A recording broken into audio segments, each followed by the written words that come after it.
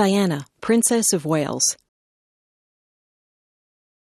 Ladies and gentlemen, I must begin by saying how warmly I welcome this conference on landmines convened by the Mines Advisory Group and the Landmine Survivors Network. It is so welcome because the world is too little aware of the waste of life, limb, and land, which anti-personnel landmines are causing among some of the poorest people on Earth. Indeed, until my journey to Angola early this year, on which I'm going to speak this morning, I was largely unaware of it too. For the mine is a stealthy killer. Long after conflict is ended, its innocent victims die or are wounded singly in countries of which we hear little. Their lonely fate is never reported. The world, with its many other preoccupations, remains largely unmoved by a death roll of something like 800 people every month, many of them women and children.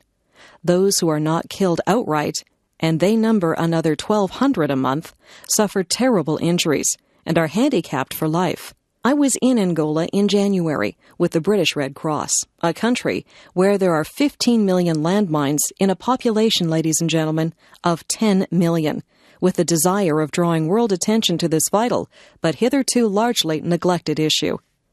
Some people chose to interpret my visit as a political statement, but it was not. I am not a political figure.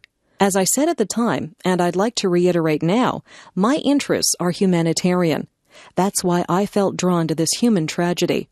This is why I wanted to play down my part in working towards a worldwide ban on these weapons.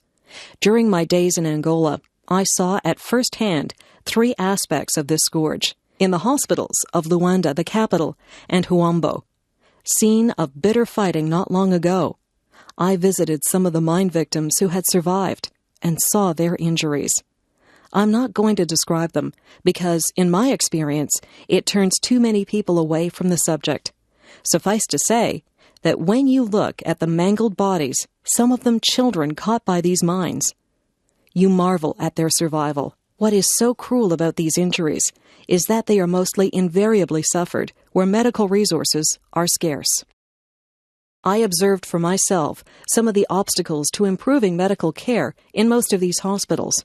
Often, there's a chronic shortage of medicine, of painkillers, even of anesthetics. Surgeons constantly engaged in amputating shattered limbs never have all the facilities we would expect to see here.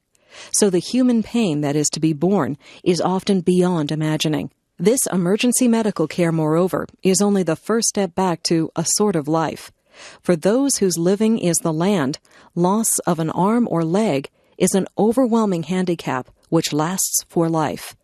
I saw the fine work being done by the Red Cross and other agencies to replace lost limbs. But making prosthesis is a costly as well as complicated business. For example, a young child will need several different fittings as it grows older. Sometimes the severity of the injury makes the fitting of an artificial limb impossible. There are never enough resources to replace all the limbs that are lost.